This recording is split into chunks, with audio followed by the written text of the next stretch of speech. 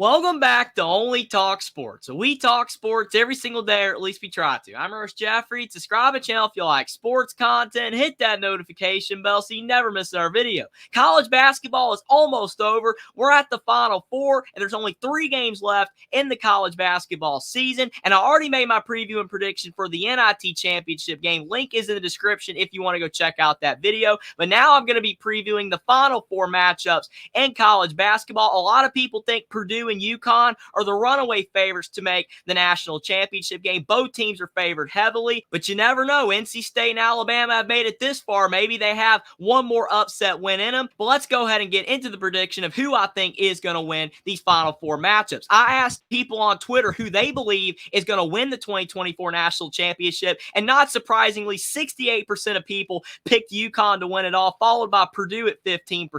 NC State actually had the third most votes, then followed by Alabama. UConn is heavily favored to win another national championship in a row. They've been dominating everybody that they have played in March Madness. That Elite Eight win over Illinois, where they just went on that massive 28-0 run, was insane. They crippled Illinois early in that second half, and Illinois was a very good team. So UConn definitely has a shot to be able to win another national championship. But these other 3 teams, they want to be able to win it as well. And I love what this article said about the matchups. Can NC State finish off the most magical run since Loyola Chicago? Which, when you come to think of it, it actually is, because Loyola Chicago made it all the way to the Final Four, and they were not expected to go this far. Neither is NC State, but they did it. Can UConn confirm what everyone has expected for months by solidifying themselves as the best team in college basketball with back-to-back championships for the first time since Florida back in 06-07? Can Purdue put their loss in the first round a year ago behind them, and just like 2018 Virginia, come back to win the title a year later? And can Alabama shock everyone and win it all with their simple, the best defense is a great offense style, which is surprising that Alabama has made it this far, because most people always say the old saying goes, defense wins championships. But Alabama, they've been playing just enough defense, and their offense has been absolutely on fire.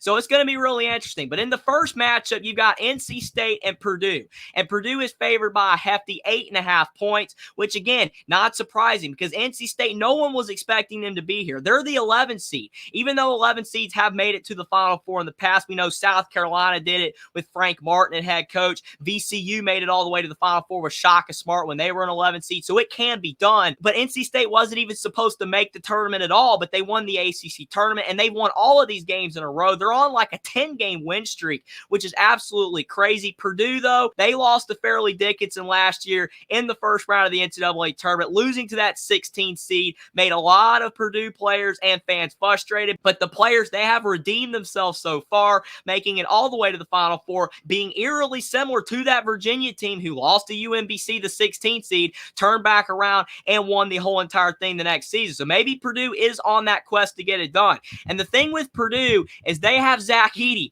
and he's scoring tons of points. He's averaging 25 points per game. He's shooting 71% at the line, which is a career best, and he's a guy that is very efficient inside. His field goal percentage is still very high despite his high usage, and it's not just Zach Edey on why they've been able to get all the way to the Final Four. Braden Smith and Fletcher Warner, the 2 backcourt guards for Purdue, have improved as sophomores, and then you bring in Lance Jones, the Southern Illinois transfer, and that has just made Purdue's backcourt much more explosive, much more dynamic. And then Trey Kaufman-Ring, Caleb First, Mason Gillis, those front court players help out Zach Edey down low. They don't get a lot of attention on defense because Zach Edey's getting doubled so much, but those other guys, they pick their spots and they chip in when needed. But when you look at NC State, a big reason why they've gotten here is because of the big man on campus, DJ Burns. People love DJ Burns. He's one of the most talked about players in college basketball right now. NC State fans absolutely enjoy watching him play basketball. He's just a joy to watch. He's kind of like Keisei Tominaga,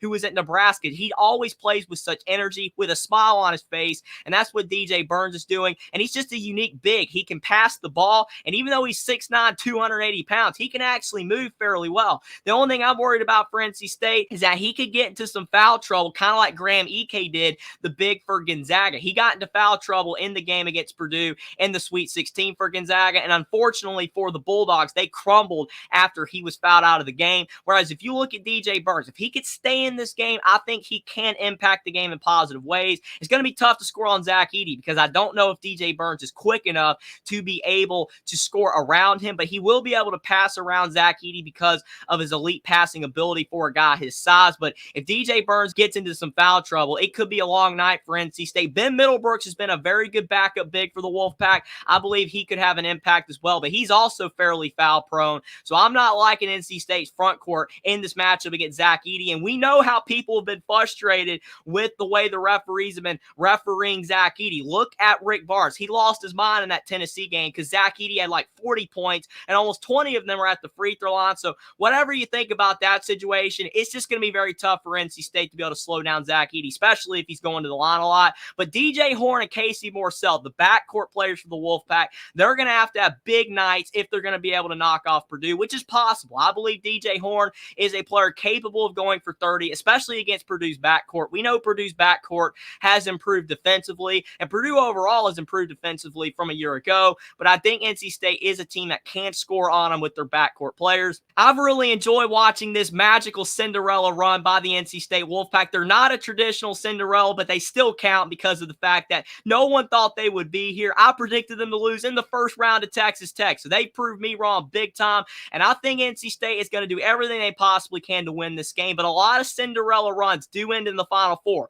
Even Florida Atlantic last year lost in the Final Four with Dusty May at head coach, and I think this is where NC State's run's going to end. Purdue is determined, and I think that they want to get to the national championship game to prove that they are a team that can win it all and get their first national championship ever. NC State's been in the Final Four before. Back in the 70s and 80s, they made it tons of times. Purdue hasn't been to the Final Four in a very long time either, but I just think Purdue has too tough of a team, especially with Zach Edey. It's going to be tough for NC State to stop them. I'm going to go with Purdue to knock off NC State 76-69 for Purdue to move on to the national championship game. Now we got the other matchup between Alabama and UConn, and a lot of people are wondering, can Alabama's offensive style, can they score enough points to knock down UConn? They're going to have to shoot probably like 43s in this game and hopefully hit around 15 to 20 of them if they're going to have any shot, which it's possible. Alabama knocking off North Carolina in the Sweet 16 was a massive win for the Crimson Tide. No one was really expecting Bama to win. There were a few people that picked them. I picked Carolina because I thought Carolina's defense would be able to slow down Alabama just enough, but that did not occur. Alabama played fantastic on the offensive end. Mark Sears, the trigger man from outside, was just draining threes, and then you had Grant Nelson down low. He played a fantastic game as well. So Alabama, even though they were able to do that against a very good North Carolina team, UConn is a whole other different beast. If you look at Clemson as well, the Tigers in the Elite Eight, they gave Alabama a run for their money, but Alabama had to knock down a lot of threes to win that game. And even though it was a very impressive win for Alabama, I just didn't really like how that performance for the Crimson Tide is really helping to shape up for this game, because Clemson is a really good team, but it took basically everything Alabama had to get by Clemson. They could not slow down the Tigers all that much. Even when P.J. Hall fouled out, the other players like Joe Girard was stepping up, even Ian Shefflin. So it's going to be really interesting if the Crimson Tide can find a way to be able to slow down some of UConn's players. And what makes UConn so unique is because they've been so dominant in college basketball the last couple seasons, but they don't have a guy that is a really dominant scorer. The leading scorer for UConn is their point guard, Tristan Newton, the transfer from East Carolina. He's averaging 15 points per game. He averages around 7 or 8 assists per game. He's one of the best point guards in college basketball. Now, it does help him that he's got a fantastic team around him. He's got a lot of guys that he can share the sugar with to help his assist numbers go up, because those guys knock down their shots. But usually when you have a fantastic team, there's one guy that rises above the rest that scores 20 to 25 points per game. When you look at Alabama, they got Mark Sears. They got a guy averaging over 20 points per game. Purdue's got Zach Edey averaging 25 points per game. Yes, NC State, they're a team that doesn't really have anybody that scores all that much. DJ Horne's their leading scorer at 17 points per game, but NC State's still a Cinderella team. UConn won it all last year, the favorite to win it all again, and they just don't have that dominant score. And it's because so many guys are very solid on their team. Camp Spencer, a reliable three-point shooter, the transfer from Rutgers. He's a good ball handler as well. Tristan Newton, like I've already mentioned, one of the best point guards in college basketball. Then you got Donovan Clingan. People give Zach Edey all the credit in the world,